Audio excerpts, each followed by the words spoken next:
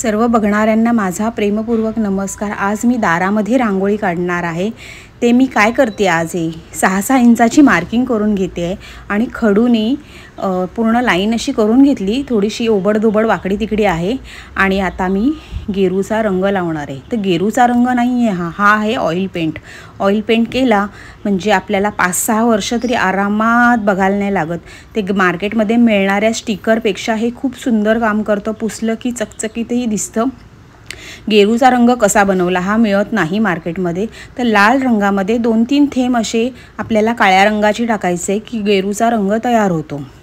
आणि हा मी मार्किंग केल्याप्रमाणे पूर्ण मारून घेतलेला आहे। हातानेच पट्ट्यांनी मारून घेतले आहे, कारण म्हणजे थोडंसं सारवल्यासारखं ओबडधोबडच पाहिजे। एकदम परफेक्ट काम मला करायचं पण नाही आहे, म्हणजे थोडंसं लुक नॅचरल येतं। मग असं वाटतं की प्रोफेशनल येऊन करून घेतले, पण हे मी स्वतः करते आहे।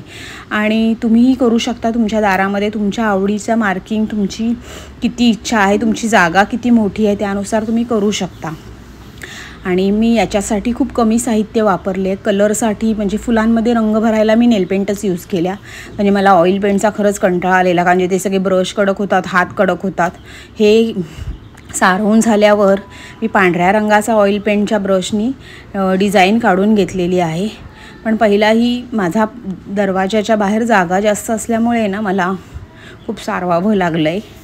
तर तुम्ही बघू शकता मी पूर्ण पट्टा करून घेतला आणि मध्ये दारामध्ये एक गोल पण तयार केलं आहे, म्हणजे असं प्रॉपर गोल की त्याच्यावर पण छान अशी डिझाईन काढेल। हे बघा पूर्ण पट्टा तयार झालेला आहे। आणि आता मी याच्यावर पांढऱ्या रंगाचा ऑइल पेंट यूज करणार आहे। पांढऱ्या रंगामध्ये बारीक ब्रश यूज करणार आहे आणि बारीक अशी फुलाची डिझाईन काढणार आहे।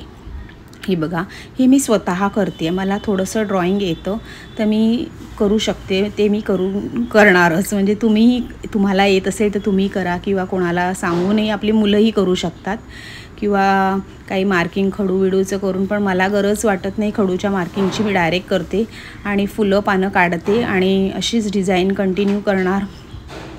तुम्हाला जर ही डिझाईन आवडली असेल तर तुम्ही ही काढू शकतात। बघा किती सिंपल आणि सोबर असं काम आहे। आता तुम्ही पुढचा व्हिडिओ बघा। मी काय आता जास्त माझी बडबड चालू नाही करत। रंग भरलेले आहे आणि खूप सुंदर अशी डिझाईन दिसते। आपला सण आलेलाच आहे। श्रावण महिन्यात भरपूर सण येतात। गणपती बाप्पा येणार आहे, नवरात्र येणार आहे, दिवाळी येणार आहे।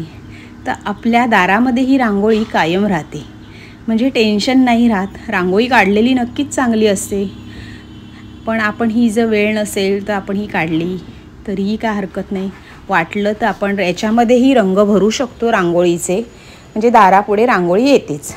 पण ही रांगोळी म्हणजे पाहुणे किती आले, चपला किती आल्या तरी काही फरक पडत नाही। तर तुम्ही बघा हा व्हिडिओ, तुम्हाला कसा वाटला ते नक्की कळवा। आणि माझी बडबड थांबवते आहे, तर अशीच आपली साथ राहू द्या। Thanks for watching.